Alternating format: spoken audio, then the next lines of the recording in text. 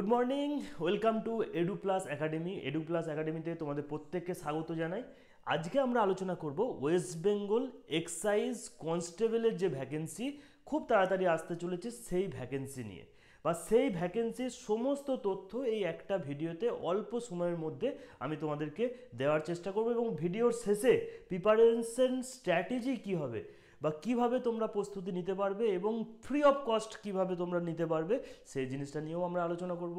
তো আজকে দেখো, তোমরা অনেকে জানো না, এই এক্সাইজ কনস্টেবলেরও একটা ভ্যাকেন্সি বেরোয় ওয়েস্ট বেঙ্গল পুলিশের। আমরা ওয়েস্ট বেঙ্গল পুলিশের তরফ থেকে অন্যান্য ভ্যাকেন্সিগুলো নিয়ে তো অনেকেই অবগত, যেহেতু রেগুলার পরীক্ষা হয়। এটার পরীক্ষা লাস্ট 2019-এ ফর্ম ফিল আপ হয়েছিল, তারপরে কিন্তু বেরোয়নি, এবং 2023-এ তোমরা জানো শেষের মুহূর্ত, অবশ্যই 24-এর প্রথমের দিকেই কিন্তু এই ভ্যাকেন্সিটা আসতে চলেছে। আর যদি আসে তাহলে আমাদের এর সম্পূর্ণ তথ্য জানতে হবে। তো চলো এক এক করে আমরা জানি যে এর এলিজিবিলিটি থেকে শুরু করে সমস্ত জিনিসগুলো, এক্সাম প্রসিডিওর থেকে ফাইনাল সিলেকশন পর্যন্ত কি আছে।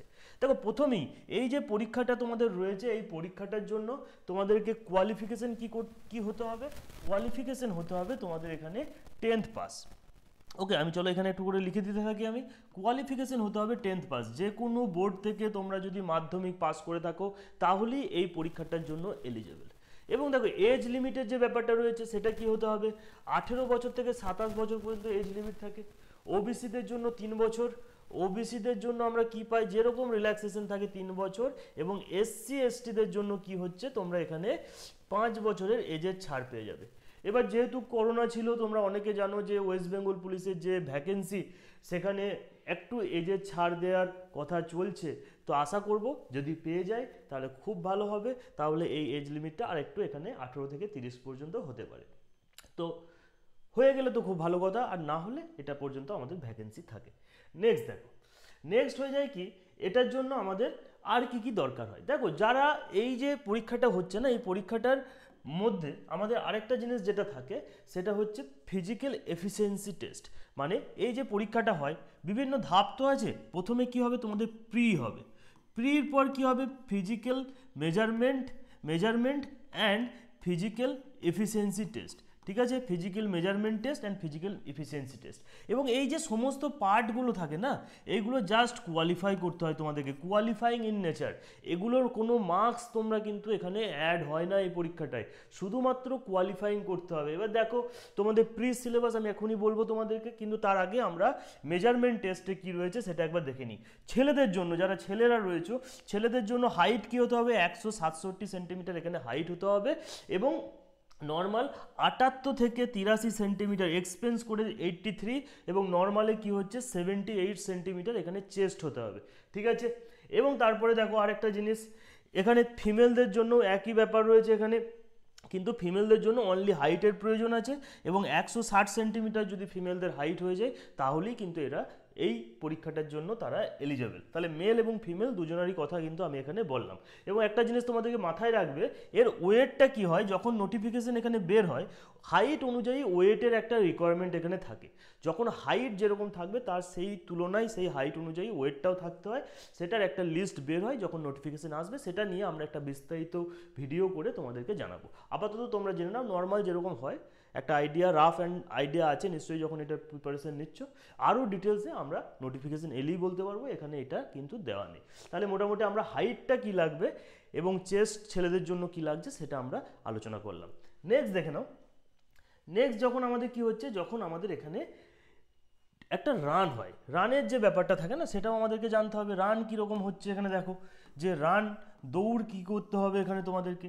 ফর কনস্টেবলের জন্য মেল ক্যান্ডিডেটদের জন্য, ছেলে যারা রয়েছে তাদেরকে কি করতে হবে, 1600 মিটার এখানে রান হবে, এবং 6 মিনিট 30 সেকেন্ডে তোমাদের এখানে 1600 মিটার ছুটতে হবে 6 মিনিট 30 সেকেন্ডে। এবং ফিমেল ক্যান্ডিডেটের জন্য 400 মিটার রান আছে, এবং 400 মিটার রান আছে, 400 মিটার এখানে দৌড় তোমাদের এখানে করতে হবে। ঠিক আছে, তাহলে ফিমেল ক্যান্ডিডেট এবং মেল ক্যান্ডিডেট রানের ব্যাপারটা ক্লিয়ার হলো। এবার যাওয়া যাক যেখানটা সব থেকে ইম্পর্টেন্ট, সেটা হচ্ছে যে এই পরীক্ষার প্যাটার্ন এবং এই পরীক্ষার সিলেবাস। দেখো, একদম বিস্তারিত এখানে দেওয়া রয়েছে সমস্ত কিছু। তাহলে কি হলো, যে দেখো প্রথমেই প্রি এক্সাম হবে, তারপরে ফিজিক্যাল মেজারমেন্ট টেস্ট হবে, ইফিসিয়েন্সি টেস্ট হবে, এবং এই 3টে পার্ট হচ্ছে প্রথমত তোমাকে কোয়ালিফাই করতে হবে। কোয়ালিফাই করার পরই তুমি মেন এক্সামে তুমি প্রবেশ করবে, যেটা মেন্স মেন্স এক্সাম হবে এবং ইন্টারভিউ হবে, এই দুটোর যেটা রেজাল্ট বা এই দুটোর যেটা মার্কস সেটার উপর বেস করেই তোমরা কিন্তু তোমাদের ফাইনাল সিলেকশন হবে। এই দুটো মার্কসের উপর বেস করেই কী হবে, তোমাদের ফাইনাল সিলেকশন হবে। এখান পর্যন্ত ক্লিয়ার আছে? এবার দেখো যে আমাদের যেটা চলে আসছে এখানে ইম্পর্টেন্ট, সেটা হচ্ছে কি তোমাদের দেখো অন্যান্য ফ্রিতে কি হয়, যেমন ওয়েস্ট বেঙ্গল পুলিশে কি হচ্ছে রিজনিং, ম্যাথ, জিকে থাকে, কিন্তু এখানে দেখো একটু জিনিস তোমাদেরকে থাকতে হবে কি, যেটা হচ্ছে বাংলার ওপর, বাংলা অথবা নেপালি দুটো সাবজেক্ট থাকে। তো বাংলা আমি ধরে নিচ্ছি বাংলা, তো বাংলার উপর এখানে তোমাদেরকে পড়তে হবে, যেখানে তোমাদের বেঙ্গলি ব্যাকরণ যেটা থাকে, বাংলা ব্যাকরণ যেটা থাকে সেটার উপর এখানে প্রথমত 50 নম্বরের কোশ্চেন আসবে। 2 নম্বর কি হচ্ছে জিকে এবং রিজনিং মিলিয়ে 50 নম্বর কোশ্চেন আসবে। তাহলে আমরা একটা জিনিস কি বুঝলাম, যে এই যে পরীক্ষাটা হয় যেখানে প্রি হয়, যেটা তোমাদের কোয়ালিফাইং নেচারে হয়, সেখানে তোমাদেরকে কি করতে হবে, বাংলা ব্যাকরণ পড়তে হবে, বাংলা ব্যাকরণ, GK and reasoning, GK and GI এর উপর বেস করে 100 নম্বরের পরীক্ষা হবে। সেটার উপর যেটা কাট অফ এলো, তারপরে তোমরা মার্ক করলে, মেজারমেন্ট হলো, তারপরে কি হয়ে যাবে, তারপরে এটা হচ্ছে আমাদের, এটাতেই আমাদেরকে সিলেকশন হবে, যেটা হচ্ছে মেন এক্সাম।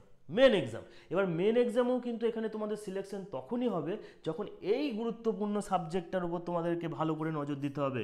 কারণ দেখো এই 30 মার্কসের শুধুমাত্র ইংলিশ আছে কনস্টেবলের পরীক্ষায়, এই যেটা আমাদের এক্সাইজ কনস্টেবল রয়েছে সেখানে 30 নম্বরে ইংলিশে, তো ইংলিশে এখানে কোনো রকমই কম্প্রোমাইজ করা যাবে না। যদি কম্প্রোমাইজ করো তাহলে এখানে কিন্তু সিলেকশন তোমার আটকে যাবে।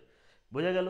তাহলে ইংলিশ থাকছে, অঙ্ক এবং রিজনিং মিলিয়ে 30 নাম্বার, এবং জিকে থাকছে আমার এখানে 30 নাম্বার। তাহলে টোটাল যে মেন্সের পরীক্ষা হবে, সেই মেন্সের পরীক্ষাটাও তোমাদের কত হবে, 90 নাম্বারের মেন্স, এবং তারপরে কি হচ্ছে 10 নম্বরে আমাদের এখানে ইন্টারভিউ থাকবে। 90 নম্বরের পরীক্ষার পর 10 নম্বরের আমাদের ইন্টারভিউ।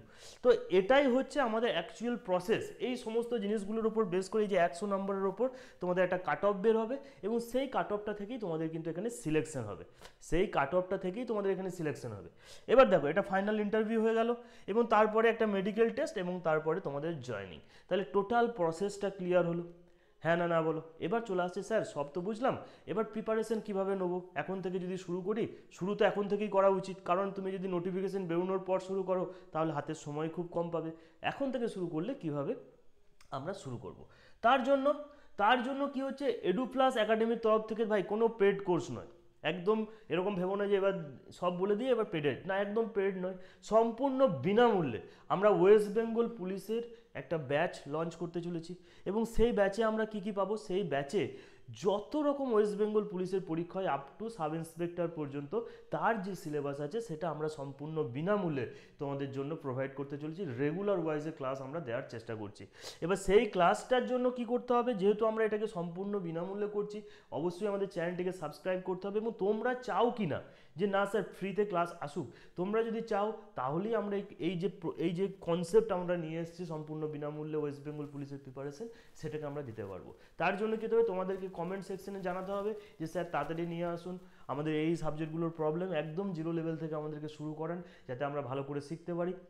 তো সেগুলোর জন্য আমরা কিন্তু এখানে ক্লাস তোমাদেরকে দিচ্ছি বা দেওয়া শুরু করব খুব তাড়াতাড়ি। আমরা এর যে অ্যানাউন্সমেন্ট ডেট সেটা আমরা তোমাদেরকে জানিয়ে দেবো, কিন্তু তার আগে তোমরা কমেন্ট সেকশনে আমাদেরকে জানাবে যে না তোমাদের ডিমান্ড আছে কি নেই। তাহলে আশা করি এই যে এক্সাইজ কনস্টেবলের যে ইনফরমেশন সেটা আমি তোমাদেরকে সম্পূর্ণ দিতে পারলাম, এবং আমাদের এই নতুন প্রচেষ্টা একটা যে সম্পূর্ণ ফ্রিতে, এবং আরও কি তোমাদের পরীক্ষার প্রস্তুতি নিতে গিয়ে প্রবলেম হচ্ছে সেগুলো আমাদেরকে জানাও, আমরা একদম 100% আমাদের সব কিছু দিয়ে তোমাদেরকে চেষ্টা করবো তোমাদের সেখানে হেল্প করার। আশা করি সমস্ত তথ্যগুলো আমি তোমাদেরকে দিতে পারলাম।